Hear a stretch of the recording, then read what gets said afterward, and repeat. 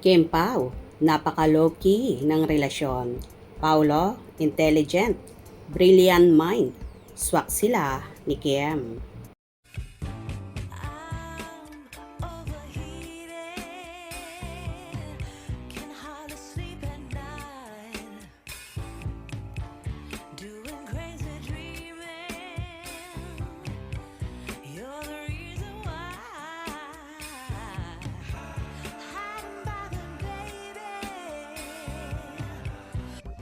Tila ikinanta ng ilang fanay ang Kim Pao love team ni na Kim Chiu at Paolo Avellino na magkasama nga ang lovebirds. Nang sabi pa nga ng ilan ay so pogi raw ng actor at so pretty naman daw ng actress at ang liit-liit ng mukha niya. Kaya naman nagkagulo sa social media nang mag-post si Paolo sa kanyang Instagram story na tila nasa train station. At dito na nga pumatak ang ilang Kim Pao fanay sa mga pa-update na yon ng binata. Na ayon pa nga sa fanay, "Wow, thank you. Sabi na nga ba, pag tahimik, you beside me. Kahit walang picture, naniniwala ako dito." True. Yes. And the location, where they were. At most likely talaga, napupuntahan nila, very Paulo, ang lugar. Buti na lang kahit di ako Paulo fan dati. Dahil sa nakikita ko sa kanya how he is with Kim. I so love talaga sa mata niya. Kaya I was paying attention to his personality and the little details he shared on his Instagram. That's how I read Paulo. Kaya sobrang approve ako sa kanya at di ako nagkakamali. Walang taong perpekto but despite our imperfections, importante talaga ang puso. Kalinisan ng puso, and that's how Paulo is. Low-key, deep, intelligent, straightforward, and brilliant mind. Sobrang swak sila ni Kim talaga. Born for each other talaga.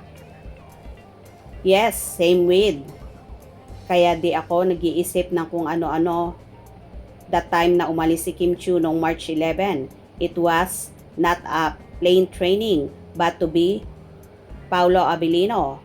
Also, plain and simple, kaya please, no more doubts.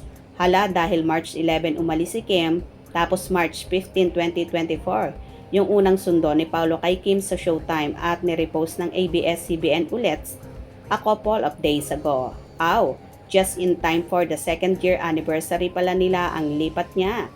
The longest time na di nakita si Kim in real time. Excited sa pagbabalik nila. Sana malaman na natin ang mga bagong endorsement. Ano yung Alexander McQueen shoot, yung promo for World Tour, Showtime birthday niya pa, bago aalis na naman for the tour. Same here. Tama ka, madam. Hindi lang chismis yan, totoong paugi talaga. Ang piu-pau ni Queen Kimi, basta tahimik silang dalawa, alam na yan. Natin, baby time is the best medicine for them. Enjoy, our parents, masaya kami for both of you. Sure naman yun na di nila matiis ang isa't isa, lalo na nasa ibang bansa. Walang mga marites, di tulad dito. Ang Kim Pao lang, binabantayan, kaya enjoy kayo Kimi at Pao. Kim Pao forever, keep safe and God bless. Kim Pao forever, kaya nga team, panatag ako eh. Walang pag-aalinlangan na talagang magkasama ang power couple sa Paris. Yes na yes, magkasama ang Kim Pao. Totoo naman yan kung Kim Pao fan ka. Happy together, forever in love. Loving Kim Pao, my happy pill. Housewife in Paris. Not a chismis. That is true. Piu Pao is so handsome. Wow, love it. Pogi naman talaga yan si Pao Pao. Basher lang ang nagsasabing pangit siya. Ha ha ha ha. Wish ko talaga silang dalawa. Confirm. Enjoy, couple Kim Pao. Anong meron? Wow, thanks sa update. Yes, Kim Pao forever, di ako naniniwala sa mga bashers. Pag totoong Kim Pao ka, alam mo, sige, enjoy lang kayo dyan. Gusto ngayon ang balita, magkasama talaga sila. Masaya ngayon ang Kim Pao fans. Sure naman talaga magkasama, mga bashers lang ang hindi naniniwala.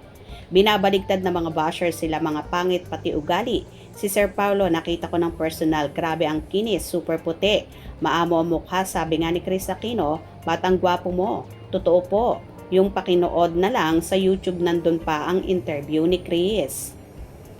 O, di ba? Naniniwala talaga ang buong Kim Pauladia na magkasama nga ang Kim Pao sa Paris. Kayo ba? Ganon din ang paniniwala nyo? Hope you enjoyed. Please subscribe for more info.